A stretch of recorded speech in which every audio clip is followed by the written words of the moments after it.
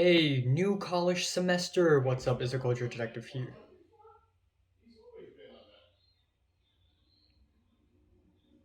Hey, new college semester. What's up? Is a culture detective here, investigating your favorite albums. I hope I actually make friends. So today I'm going to be doing a quick second review of the day, and it would be an album review on the new milet album, Visions. So milet is a Japanese singer-songwriter, and this is her new album, Visions. And I've struggled. Okay, I've struggled, and I would also like to use this as a fantastic opportunity for me to talk about what I would like to review and what I would not like to review. So first of all, Millet is Japanese singer-songwriter, and from now on, I would like to focus more on Asian music in my channel whenever I do album reviews. Obviously, I would do all kinds of music, but I would hopefully focus more on whatever's coming out of Japan, Korea, China, Taiwan, or somewhere else like Vietnam or Thailand, and obviously my home Hong Kong. So I would be doing more of these reviews. Now, let's talk a little bit about this new album here from Millet, an album that I went into not knowing what to expect and ended up a little bit disappointed. Unfortunately, even though I really, really, really wanted to like this album, I tried my very best. It's just not for me. In my opinion, this album is basically a collection of very standard trite J-pop songs but with more modern production, more millennial modern production. And the second half of the album is just one stale track after the next. The album opens off with Seventh Heaven with its simple sequenced beats, loud horn blasts, breathy chants, and um, instrumentally it is fine, but songwriting wise, it is so trite and so cliche. It sounds like the kind of music that would be played at a food court in a mall or something. And then we have the track Fly High, which is a dramatic piano ballad with an epic guitar driven chorus. And the whole track just feels kind of superficial and faux hopeful. The track Outside is a moody electropop song.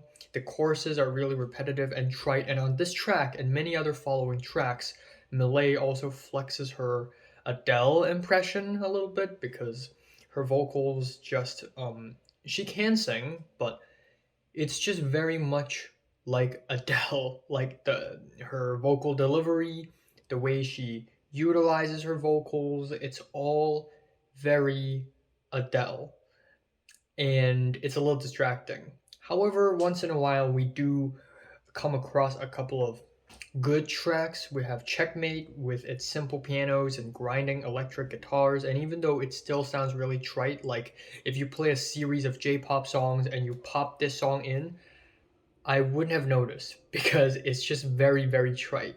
But at least it is a little bit better than the rest of the album. And then we have Ordinary Days with the rolling beats, keyboards, horns, a big chorus, and a somewhat nostalgic chord progression.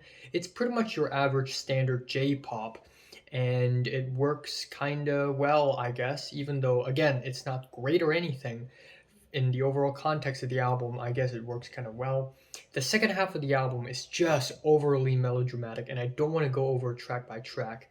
And I think the biggest offender of this melodrama is the track On the Edge, where the chorus is so dramatic I just can't really take it seriously. And the next track, Shed a Light, is almost like a slower version of the previous track with the same chords. The track Jam is a modern millennial electro-pop song that's somewhat cliche. And towards the end of the album, we have Come Here Session 1, an Adele type piano ballad, and then that is followed with The Hardest, which is a dramatic piano ballad. It has a lot of potential to be great, but when you put two piano ballads with the same chords back to back, it just sounds redundant. So, unfortunately, this album is just not for me. And I feel like I'm the only person on YouTube to have reviewed this album, so I'm going to receive a lot of hate. I gotta be ready. But seriously, Millet seems like a nice person, and she also did this first take live performance with Iktaridas from Yoasobi as well as Aimer, which is awesome. But on her own, I do hope Millet continues to develop her style and sound a little bit more, experiment a little bit more, and hopefully it gets somewhere. So yeah, favorite track here is Ordinary Days, and my least favorite is On the Edge. I'm giving Millet's Visions strong 4 out of 10. So have you listened to Millet's new album from 1 to 10, which is rated like to subscribe you one more. Thanks for watching. I gotta go. Bye.